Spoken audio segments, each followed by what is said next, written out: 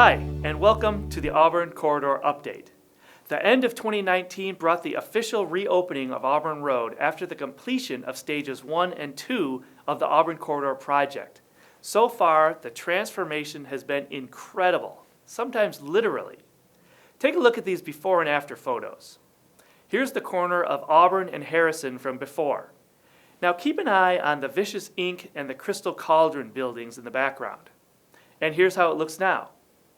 This is a view down the south alley near Harrison before, and the same view today. Note the new pavement, added parking, and solid decorative fencing that runs the entire alleyway.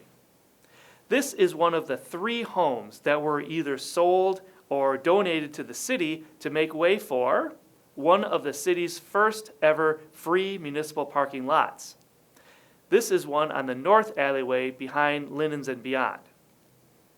This was the front of Johnny Black's public house before and now. This is in front of the Brain Freeze and the Old Town Corners shops then, and this is what it looks like now. In both pictures, you can see that the haphazard parking situation is gone, replaced by well-defined on-street parking spots and a much safer pedestrian pathway. Also completed are the benches, bike racks, and phone charging stations located all along the corridor.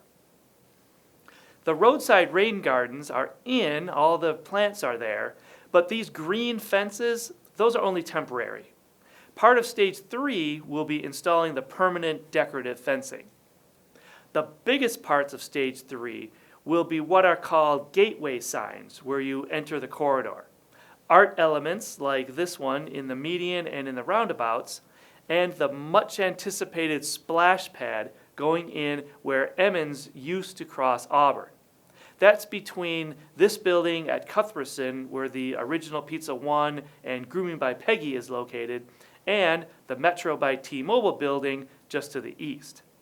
These artists' renderings give a pretty good look at what's sure to be a very popular attraction for Rochester Hills families when hot days eventually return to Michigan.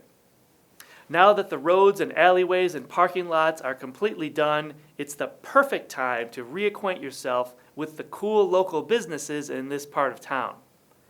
Up-to-the-minute details and info can be found at rochesterhills.org/AuburnRD or right here on the Auburn Corridor Update.